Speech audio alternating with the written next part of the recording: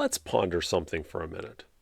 So, what do you do when the premise of your entire show revolves around a supposedly indestructible car, when in reality, that car is very much destructible?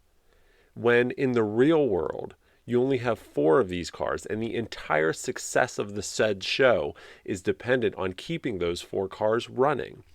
When the livelihood of an entire cast and crew struggling to find their way in the cutthroat world of television production is counting on those 4 cars.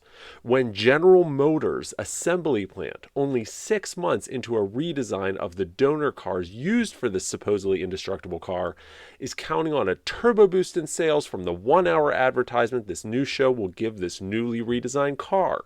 When warring nations, after years of conflict, look to this new show as the hope for peace they've been longing for. Okay, well, maybe I'm slightly overestimating the impact that these cars are having on the world at large in 1982.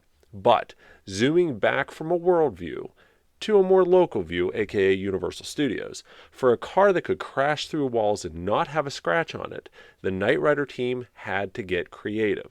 And that creativity led to the fabrication of KITT's rubber shell.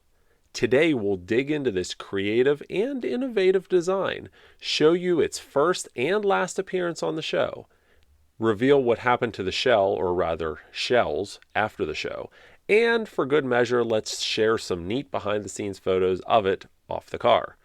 So, like the layers of an onion, so are the shells of Knight Rider. That last sentence will make a little bit more sense in a minute.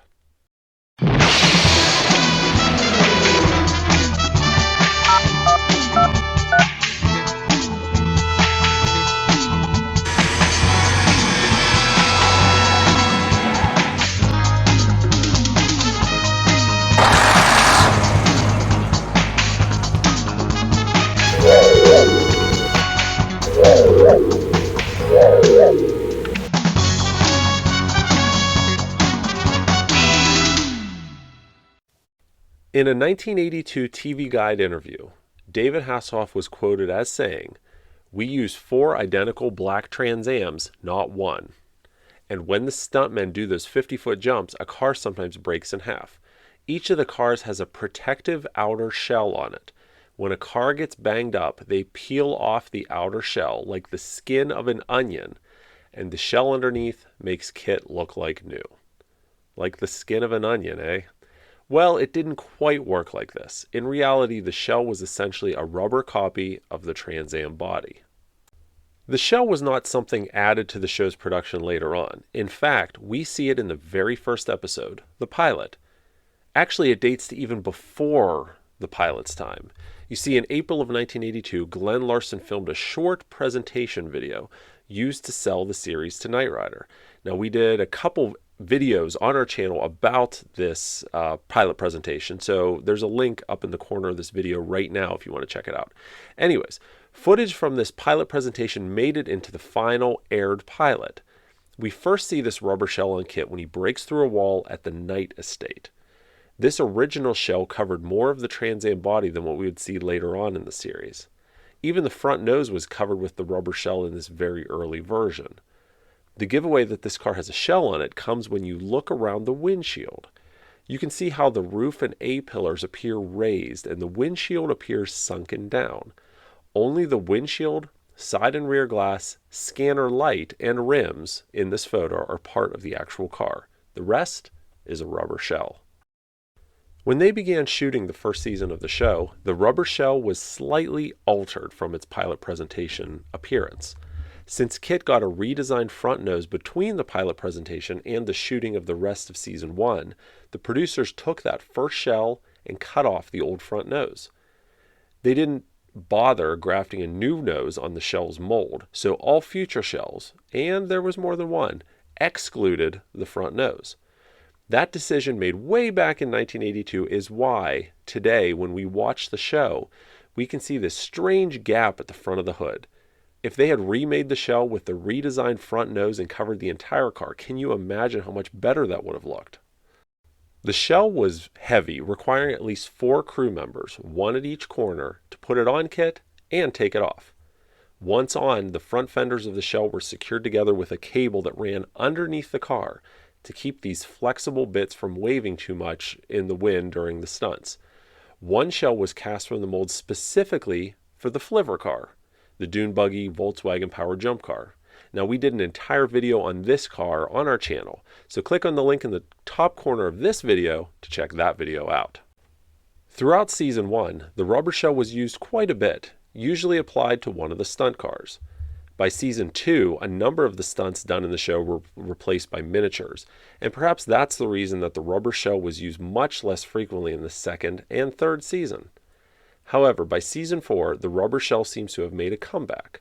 We can spot it quite heavily in some episodes, and perhaps that's related to the fact that the crew were trying to get back to doing more real stunts and rely less on the miniatures that had prevailed in the previous 2 years. The rubber shell was last seen in the show towards the end of the 4th season in the episode Redemption of a Champion. So, who actually molded the Trans Am and made the shell's mold? Well, we don't know for sure. It could have been Universal Studios, in-house in their fabrication department.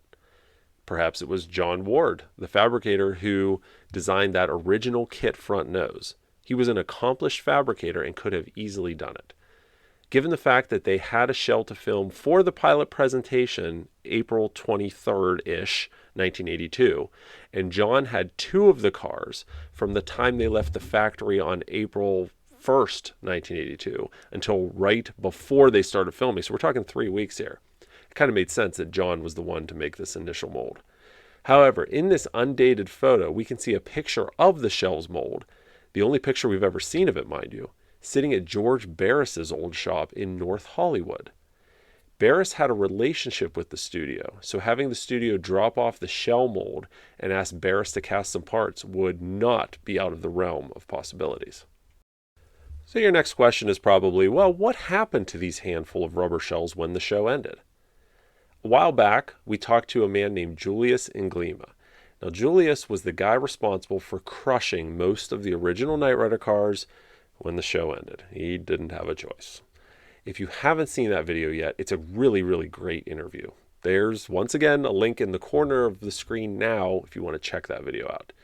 In our conversation, Julius recalled that, besides receiving a handful of Trans Ams from the studio that needed crushed and disposed of, he also got a few of the shells. Now, Julius seemed to recall that the shells were fiberglass and not rubber.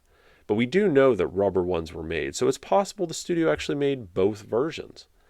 Julius thought there were maybe 4 or 6 shells that he got from the studio that were destroyed. But our story doesn't end there.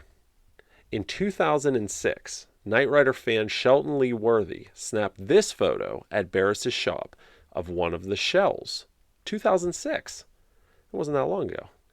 Could this have been the last surviving shell from the show? Aerial photos at the time show this shell sitting behind Barris's shop in North Hollywood. Now, unfortunately, it disappeared not long after, and its whereabouts, even if it still exists, are unknown.